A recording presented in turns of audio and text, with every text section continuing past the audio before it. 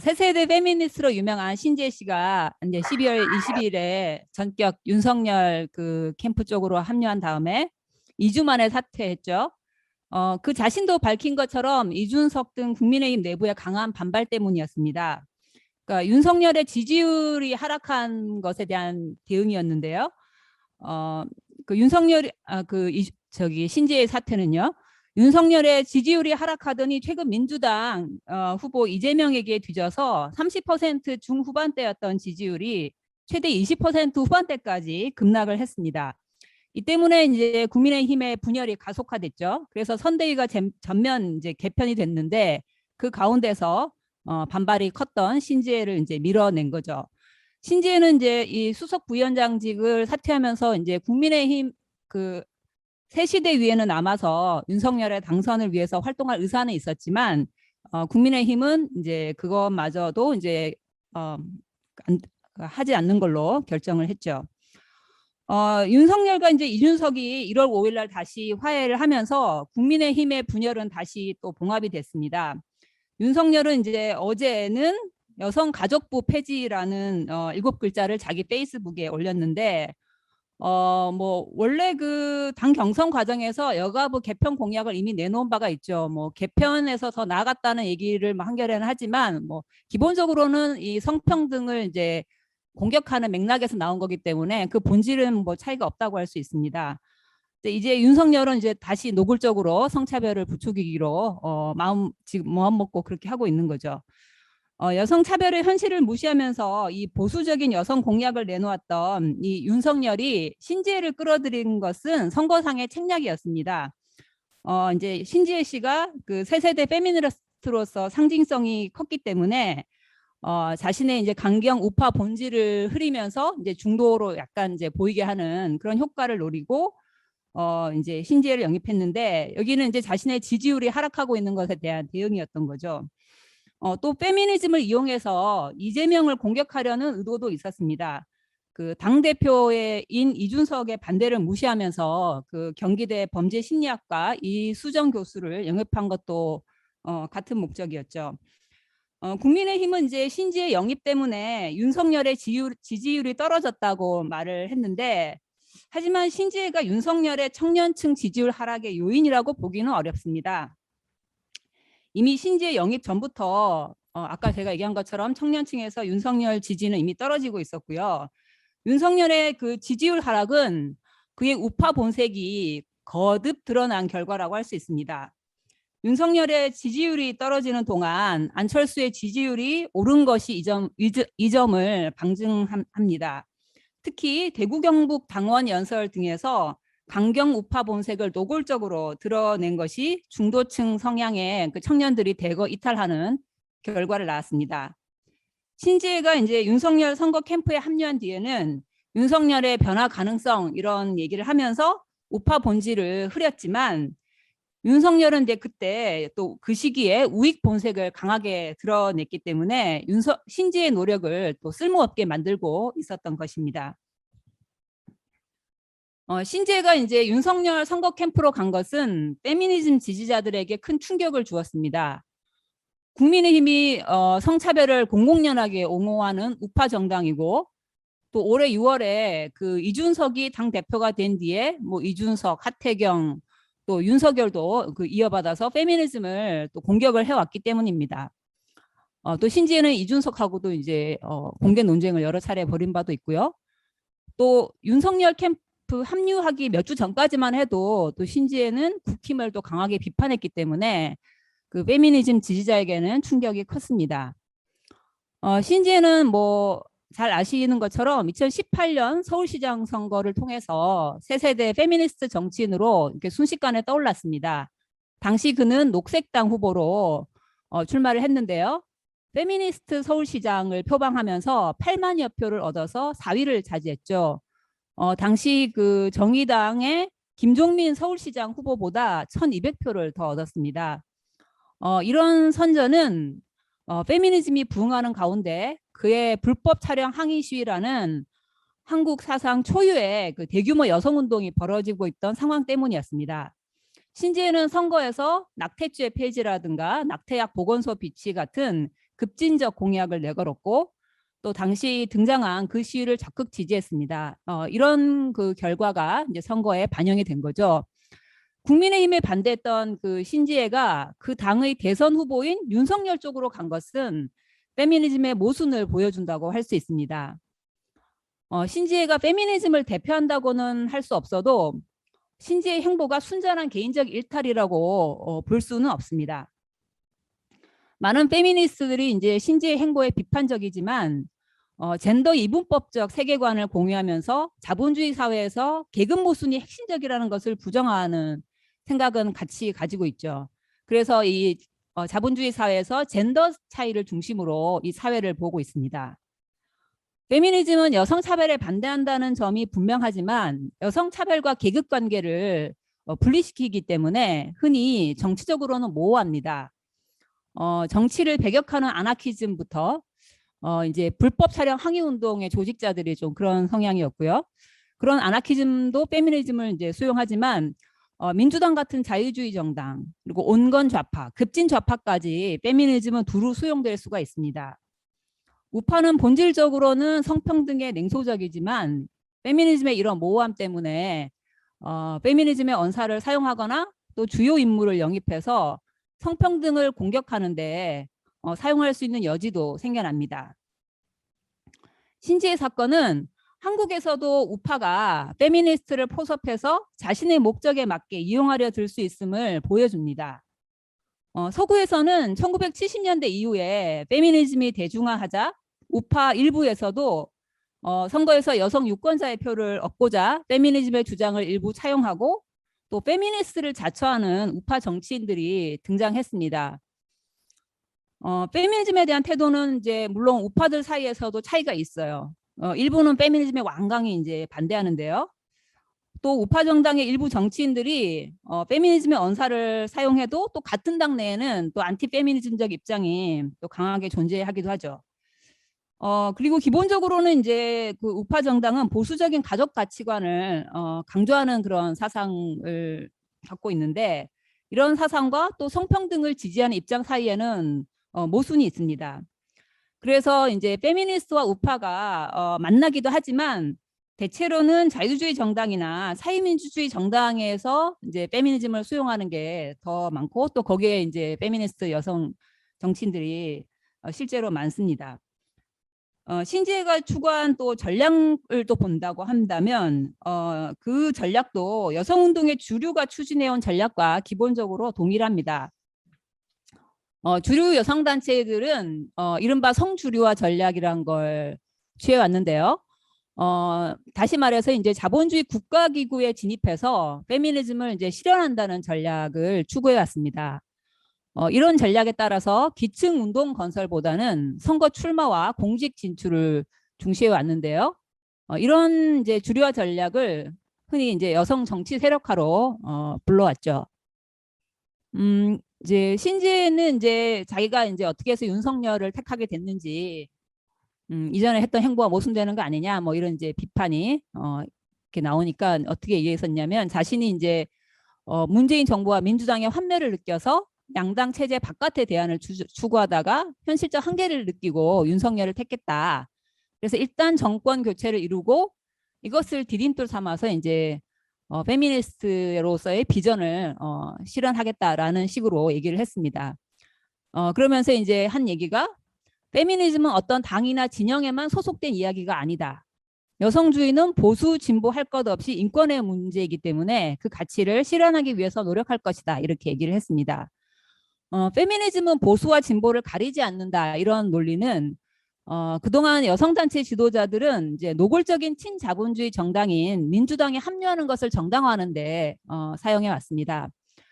근데 이제 신지혜는 이 논리를 우파 쪽으로 합류하는 것을 정당화하는데 사용을 한 거죠.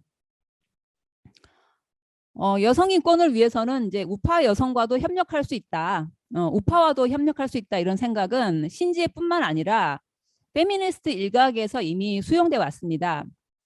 이제 고 박원순에 대한 미투를 놓고 상당수 페미니스트들이 우파 변호사 김재령과 제휴한 게 최근의 사례인데요. 김재련은 이제 박근혜 정부하에서 여성가족부 인권증진국장 등을 지냈는데 어느 날 갑자기 박원순의 피해 호소인의 변호사로 나서서 원 사건의 실체 규명에 주력을 하기보다는 계속 2차 가해 공세를 하면서 언론 플레이를 하고 여론몰이 하는데 주력했습니다.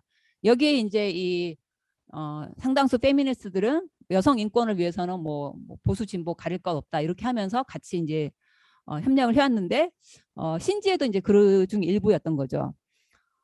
문재인 정부와 민주당이 이제 개혁 염원을 배신해서 대중의 환멸을 느끼는 상황에서 우파가 이제 득세를 해왔는데 신지에는 이제 우파인 그 윤석열 당선에 기여해서 국가기구로 진출하고 그렇게 얻은 지위와 영향력을 이용해서 이제 페미니즘을 실천해 보려는 구상을 가졌던 것입니다.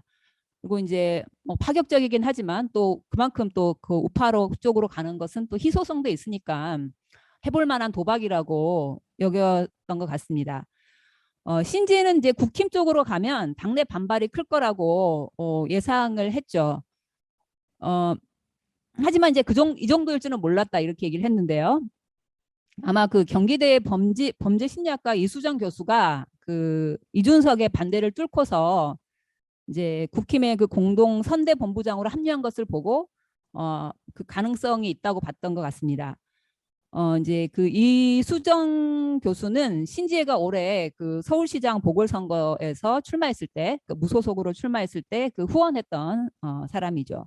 또 이제 이수정 교수는 여러 페미니스트들과 그거 또 같이 또 이전에 주로는 이제 여성 대상 범죄 문제로 협력을 해왔던 사람인데요. 신지혜는 이제 이수정이 국민의힘에 합류했을 당시에는 국힘이 페미니스트에게는 대안이 될 수 없다 이렇게 얘기하긴 했지만 또 이수정은 계속 응원을 했어요. 당시 이제 신지혜가 대표였던 그 한국 여성 정치 네트워크가 12월 20일자로 낸 성명을 보면 어쨌든 계속 그 교수님의 애정어린 연대와 응원의 마음을 보낸다 이렇게 응원하는 그 문구를 넣었고요. 물론 뭐 당시에 또 군 가삼죄 부활 의견에 대해서는 철회해달라 이런 얘기도 하긴 했지만요. 이제 신지혜는 윤석열의 영입 제안에 이제 망설였다고 했는데, 근데 그 망설이다가 이제 거기 합류하게 된 거는 이 새시대 준비가 국민의힘에 가입하지 않더라도 활동할 수 있는 장이라고 여겼던 것에 굉장한 매력을 느꼈다 이렇게 그렇게 의견을 그렇게 입장을 밝힌 적이 있는데요. 이 새시대 준비위는 윤석열이 그 중도 외연 확장을 위해서 민주당 대표 출신의 그 김한길을 끌어들여서 이제 그 위원장직을 맡겨서 직속으로 운영했던 기구입니다. 요컨대 이제 신지혜 사건을 보면 페미니즘 사상의 모순이 잘 드러납니다. 페미니즘은 이제 자본주의에 대해서 다소간에 이제 비판적이면서도 계급 차이가 아니라 젠더 차이를 중시합니다. 그러면서 계급 차이는 흐리죠. 그래서 이제 페미니스트의 공직 진출을 통해서 남녀 불평등을 극복한다 이런 전략을 이렇게 이제 윤석열을 통해서 신재는 이제 실현해 보려고 한 건데 이런 과정에서 이제 여성 차별을 부추겨온 윤석열의 어떤 그 문제점을 가리고 특히 이제 윤석열이 지배계급의 그 지지를 받는 우파 후보라는 점을 또 가리려 했다는 것이 또 이제 신지혜의 모습이었는데요. 이런 일련의 과정 자체가 그 페미니즘 사상의 모순을 보여주는 거죠. 즉 자본주의를 어느 정도 비판하지만 또 계급 차이가 아니라 이제 젠더 차이를 이렇게 중심에 놓고 보니까 계급 차이를 흐리고 또 우파에게도 또 활용되는 그런 측면을 이제 신지혜 사건은 보여줬다고 할 수가 있습니다. 자, 이런 신지혜 사건은 페미니즘의 전략적 성찰이 혼란에 빠져 있음을 보여줍니다. 뭐 진보 보수 가리지 않는다고 할 때 이제 이 진보를 민주당으로까지 포함해서 얘기하는 경우가 그 언론이나 이제 뭐 많은 사람들이 또 화법에서 사용되고 있는데, 근데 민주당은 뭐 진보나 좌파는 아니죠. 오히려 노골적인 친자본주의 정당이 됐는데 그 당의 이제 기반은 이제 여러 차례 집권을 하면서 자본가 계급의 핵심 기반을 두고 있습니다. 그럼에도 이제 여전히 또 중간 계급과 일부 노동조합 관료들에게 기반이 있죠. 그건 민주당이 이제 이전에 반독재 민주화 투쟁에 참가해왔던 그런 과거의 그 경험과 또 그런 것 때문인데요. 그래서 그동안 여성단체의 지도자들은 대부분 민주당을 통해서 공직으로 진출해 왔습니다. 하지만 이제 그 김대중 정부 이래로 지금 민주당이 이제 이미 세 차례 집권을 했잖아요.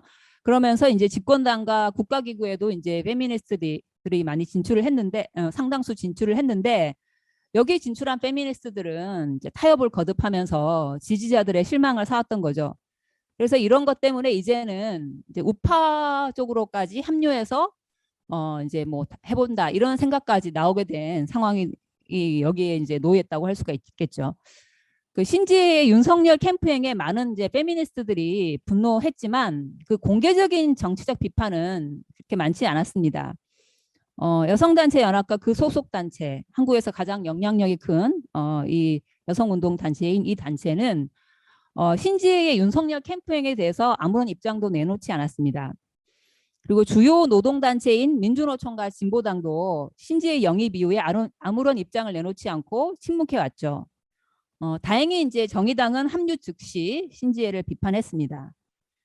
여영과 민주노총, 진보당은 다 국민의힘과 윤석열에 비판적이죠. 그러니까 이제 뭐 이렇게 부정적인 국힘과 윤석열에는 부정적이기 때문에 뭐 신지혜 윤석열 캠프행을 이해해주는 그런 입장은 아닐 것입니다. 하지만 특히 이제 여성단체 연합의 경우에는 곤혹스러울 건데요. 곤혹스러운 게 큰 텐데요. 왜냐하면 이제 민주당의 여연 출신의 페미니스트들이 많고 또 문재인 정부와 협력해 왔기 때문에 이제 신지혜가 한 말을 반박하기가 힘들었겠죠. 신지혜는 이제 문재인 정부와 민주당이 페미니즘을 배신했다 이렇게 비판을 했죠. 내가 변절한 게 아니라 민주당이 페미니즘을 변절했다, 배신했다 이렇게 이제 비판했는데 사실 이걸 정면 반박하기가 힘들 것입니다. 그리고 페미니즘이 진보와 뭐 보수를 넘어선다 이렇게 이제 신지혜가 주장한 것도 사실 여연히 공유해온 논리이기도 했고요. 또 페미니스트가 페미니스트를 공격하면 이제 페미니즘에 불리하다 이런 진영 논리도 작용했을 것입니다. 한편 이제 민주노총은 그 조직의 공식 입장을 내지 않고 회피했는데 김수경 그 민주노총 여성국장은 신지의 행보를 이해해주는 이런 개인적 견해를 밝혔습니다. 하지만 뭐 이런 견해가 민주노총 내에 있는 뭐 페미니스트의 뭐 전체적인 의견인지라고 보긴 힘들겠죠. 어쨌든 근데 민주노총은 공식 입장은 이제 안 내고 회피했고요. 진보당도 이제 신지의 문제에 대해서는 입장 표명하는 것을 회피했는데 진보당은 이제 이 사건뿐만 아니라 좀 정치적 논란이 큰 페미니즘 관련 쟁점은 입장을 안 내는 경우가 많았습니다. 그런 경우, 그러니까 아주 대중적인 지지가 분명한 뭐 낙태죄 폐지 같은 이런 문제에서는 입장을 지지하는 입장을 분명히 했지만 논란이 큰 사안에 대해서는 입장을 내는 경우가 별로 없었어요. 민주당과 이제 이런 진보당의 회피는 젠더 차이를 이제 그 중심에 놓으며 계급 차이를 흐리는 페미니즘 사상의 모순을 인식하지 못하면서 페미니즘을 추수하는 거라고 할 수가 있습니다. 한편 이제 신지혜를 비판한 페미니스트들도 일부 있었는데요. 공개적으로 비판한 페미니스트들도 일부 있었는데요. 그런 입장에도 좀 모순이 있습니다. 신지혜가 이제 국민의힘 윤석열 쪽으로 간 것은 잘 비판을 했는데 문재인 정부와 민주당에 진출한 페미니스트들이 보인 무기력한 모습 이런 것을 비판하는 경우는 거의 찾아보기가 힘듭니다. 여성 차별은 이제 계급을 가로질러 일어나긴 하죠. 하지만 이것이 또 그렇다고 계급 관계가 동떨어져 일어나지는 않습니다. 자본주의는 이제 이윤 중심의 체제이고 노동계급의 노동을 착취하는 데서 지배계급의 이윤이 나옵니다. 여성이 자본주의에서 체계적인 차별을 겪는 것은 체제가 이제 대중의 필요가 아니라 이윤 중심의 체제이기 때문입니다. 여성이 개별 가정에서 주로 양육과 돌봄을 맡는 것은 남성 일반이 아니라 소수의 지배계급에게 이롭습니다. 지배계급 내에도 이제 물론 남녀 차별이 남녀 불평등이 있는데요. 하지만 지배계급 여성은 이 체제에서 수혜를 입기 때문에 평범한 여성들의 친구가 아닙니다. 오히려 그들은 여성 차별을 유지시키는 데 이해관계가 있다고 할 수가 있겠죠. 신지혜 사건을 통해서 페미니즘 사상의 모순과 약점을 인식해야 합니다. 자본주의에 문제가 있다 이렇게 여기면서도 자본주의의 핵심 문제를 자본가 계급과 노동 계급이라고 하는 이런 생산 관계에서 찾지 않으면 여성 차별 해소는커녕 여성 차별을 유지하는 지배 계급과 우파에 이용당할 수가 있습니다. 페미니스트들은 이제 자본주의 국가를 남성 권력이라고 말하는 사람들이 많은데요. 이런 주장은 국가의 계급적 성격을 흐립니다. 그렇게 하는 것이 여러 문제를 낳는다는 것을 이번 신지혜 사건이 보여준 거라고 할 수 있습니다. 평범한 여성들의 처지를 개선하면서 성평등을 실질적으로 진척시키려면 이제 국가기구로 진입하는 이런 것을 중시하는 방식이 아니라 기층의 운동을 비종파적이면서 개방적으로 건설하는 것이 중요합니다. 그러려면 여성 차별에 분명히 반대하면서 또 뭐 자신을 페미니스트로 여기는 사람들과 또 이제 뭐 함께 운동을 건설하면서도 페미니즘 사상의 한계를 또 인식을 해야 합니다. 그러면서 자본주의에 근본적으로 도전하는 체제의 변혁의 전망을 가져야 할 거라고 생각합니다. 네, 이상입니다.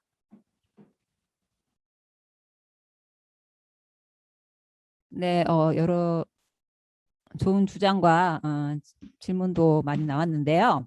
네, 나온 거를 좀 그 답변을 하면서 제 얘기를 해보면요.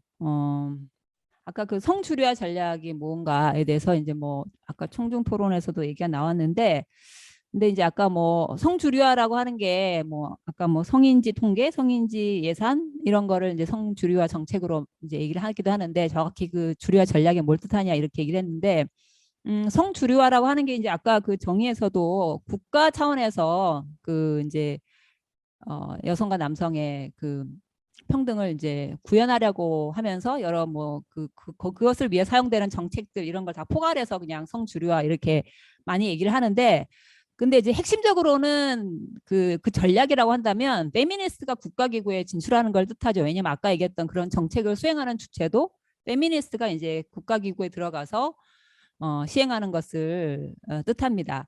왜냐하면 이제 페미니스트들의 어떤 기존의 주장을 보면은 이제 그 국가기구의 남성들이 이제 중심적이라고, 그러니까 실제로는 남성들이 다수잖아요. 그런 걸 보고서 이제 이게 국가기구가 남성이 다수이기 때문에 이런 여성 차별이 생겨나고 유지된다고 보니까 거기에 페미니스트가 들어가서 이제 위로부터 그런 뭐 성평등 정책을 펴서 뭐 여성의 조건도 개선하고 사회 전체적으로 성평등한 의식을 확산시키면 이제 성평등이 해소될 수 있다, 이런 기본적인 전략을 갖고 있는 건데, 이제 그런 게 이제 기본적으로 페미니스트 국가기구 진출이라는 것을 통해서 실현해야 된다고 보고 있죠. 그래서 그 김대중 정부 이후부터 고 이제 민주당 정부가 집권했을 때 그런 전략들을 이제 여성단체 지도자들이 실현하게 됐는데요.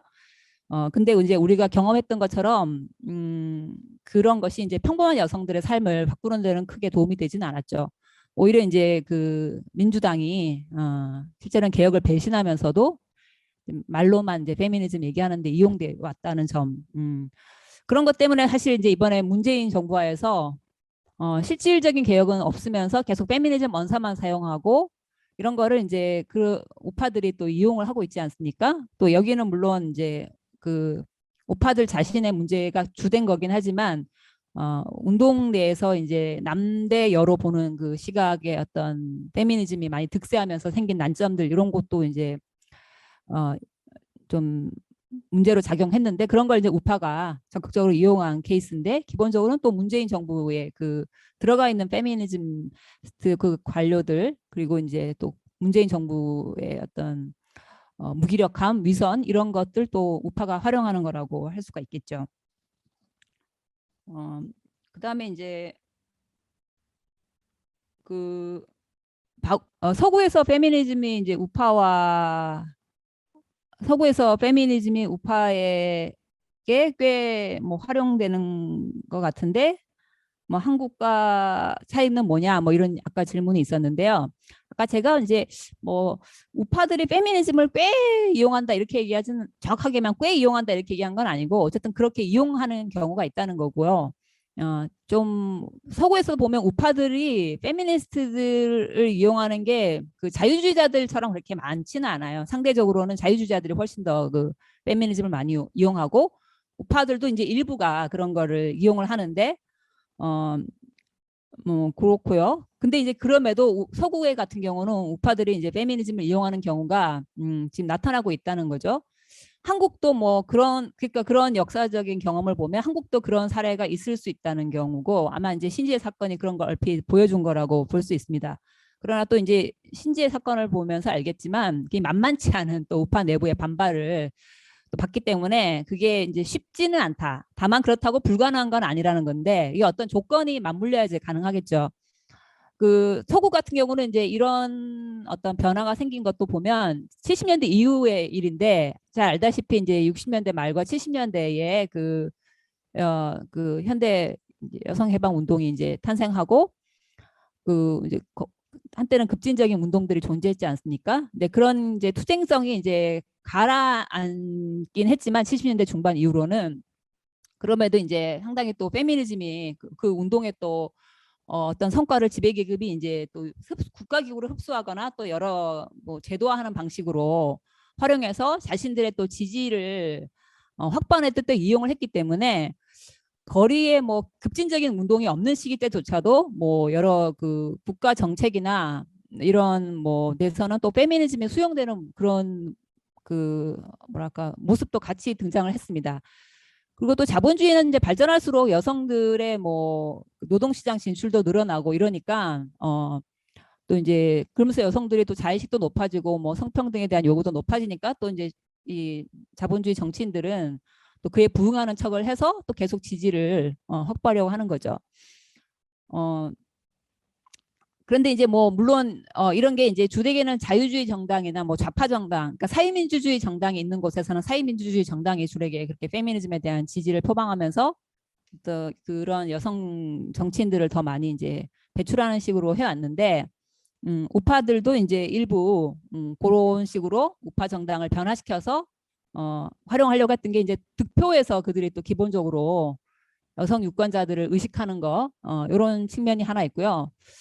이거 본질적으로 그들이 뭐 성평등의 친화적이어서라기보다는 이제 좀 이런 기회주의적인 그런 게 하나 있고 근데 이제 이때 우파들이 그 사용하는 페미니즘이라고 하는 게 그 일부 보수적인 페미니스트 사용하는 페미니즘이라고 하는 거는 좀 되게 그 약간 모순된 얘기도 많이 하죠. 예를 들면 가족 가치를 뭐 지지하는 페미니즘, 낙태를 반대하는 페미니즘, 낙태는 반대하는 페미니즘 이런 식으로 좀 그 페미니즘 이런 페미니즘에는 입장에 또 차이들도 있긴 한데요.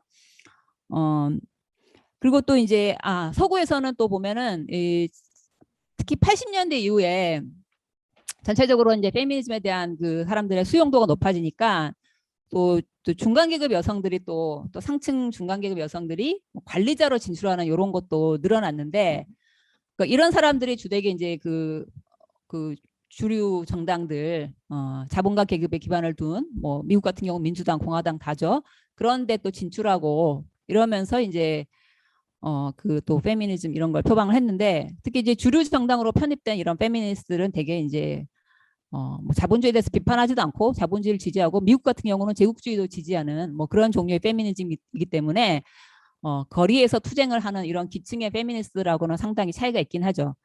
그래서 페미니즘 사상이라고 하는 게 뭐 여성 차별 이런 걸 사회 핵심적인 분단선으로 보면서 뭐 진보와 보수를 아우른다, 뭐 무관하다 이렇게 얘기를 하지만 사실은 또 페미니스트들 사이에서도 그들의 그 출신 그 배경에 따라서는 또 상당한 차이가 있기 때문에 우리는 그 페미니즘의 그걸 하나로 딱 보기보다는 그런 모순들을 봐야 되고 그 페미니즘 사상이라고 하는 게 이렇게 이제 모호하기 때문에 여러 정치 세력들에 의해서도 이용될 수 있고 또 여러 심지어 좌파들하고도 연관을 맺을 수 있고 이런 식으로 정치적으로는 여러 갈래로 나타난다.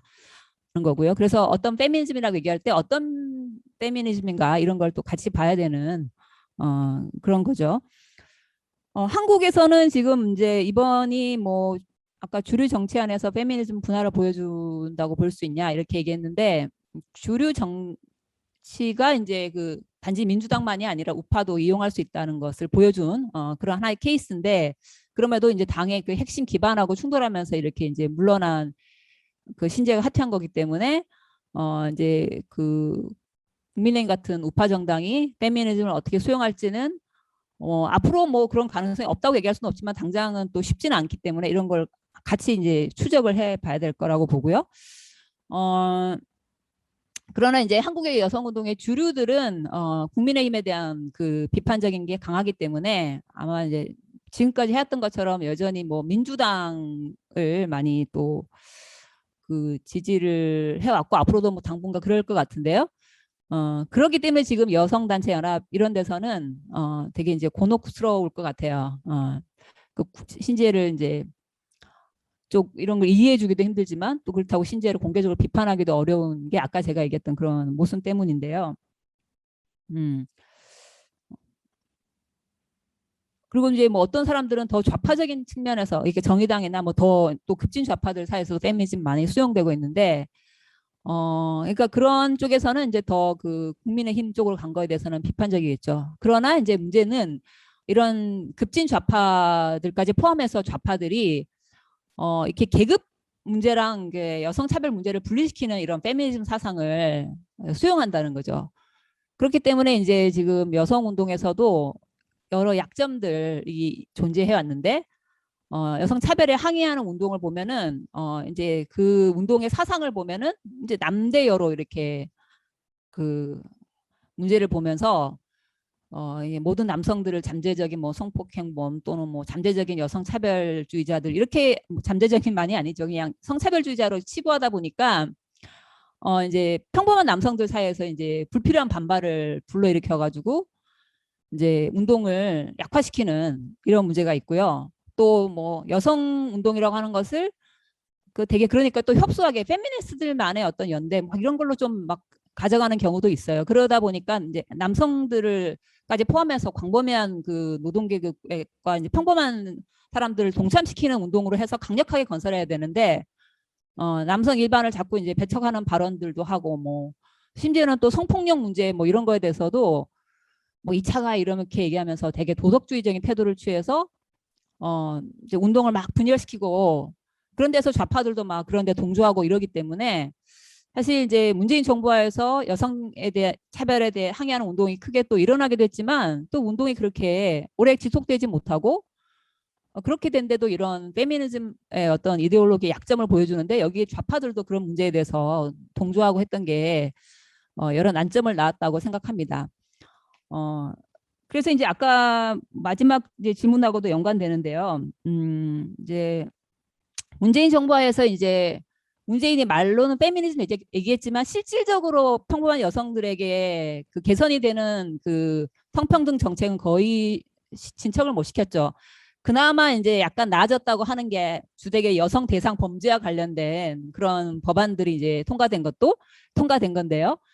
이런 것도 사실은 기본적으로 운동의 어떤 압력이 반영된 거죠. 그 불법 차량 항의 같은 경우도 이제 정부나 기존의 국가기구가 굉장히 그런 거에 대해서 그 피해 문제 같은 거를 무시하고 중시하지 않다가 역사상 최고의 이제 최초로 이제 대중적인 운동에 동참해가지고 등장해서 굉장히 이제 문재인 정부와 뭐 사법부 뭐 입법부 다 가리지 않고 막 성토하는 그런 전투적인 운동이 탄생했지 않습니까? 그러니까 그런 대중 운동이 등장했기 때문에 이제 그나마 이런 그 여성들의 그 피해에 대해서 완화시킬 수 있는 조처들이 그 일부 도입이 된 건데 그런 거는 개선이고 그건 운동의 성과라고 할 수 있죠.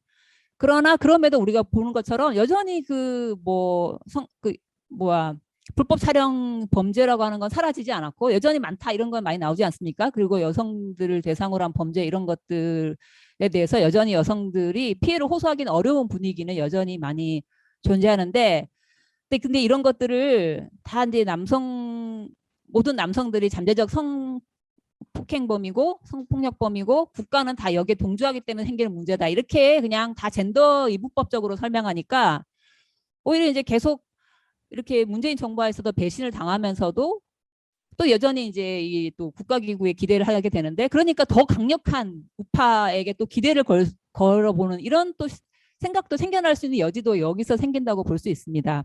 오히려 이제 그 우리가 아는 것처럼 자본주의에서 이제 사실 여성 대상 범죄는 기본적으로 여성에게 그 처한 낮은 지위를 반영하는 거고 그게 가장 극단적인 방식으로 표출된 건데 이런 문제를 모든 남성들이 저지르진 않죠. 일부 뭐 남성들이 저지르는 거고 설사 남성들이 이제 여성에 대해서 편견이나 뭐 차별의식을 많이 가지고 있다고 해도 이런 끔찍한 범죄를 저지르는 사람들은 어디까지나 극소수이기 때문에 막 여성 차별의 여러 양상들을 구별하지 않고 다 모두 이렇게 한때 뭉뚱그려가지고 여성 혐오라고 그러고 다 남대여 이렇게 하면은 결국은 이제 우익들이 그런 걸 이용할 수 있다는 점이고요. 근데 이제 우익들이 이용되면 그게 여성들의 처지가 나아지는 게 아니라 오히려 악화된다는 거고 그리고 특히 이제 노동계급의 이런 남성과 여성이 단결해서 싸울 수 있는 힘들을 이렇게 계속 이제 이렇게 약화시킨다면 여성의 어떤 문제들은 해결되지 않을 거기 때문에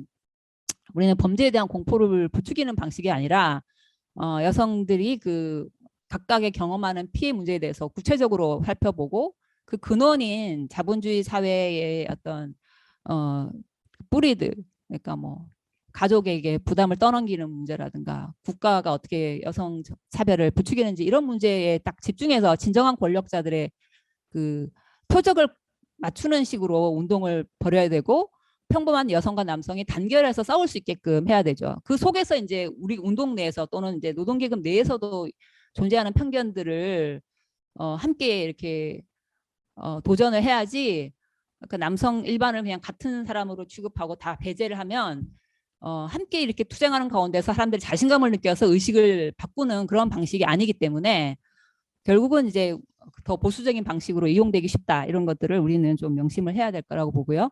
그런 측면에서 저는 이제 여성 차별과 계급 간의 관계에 대해서 명확하게 이해하는 게 중요하고 뭐 오늘 토론이 그런데 좀 도움이 됐으면 좋겠고요. 더 좀 자세한 얘기는 아까 추천한 책과 이제 기사를 보시면 좋겠습니다. 감사합니다.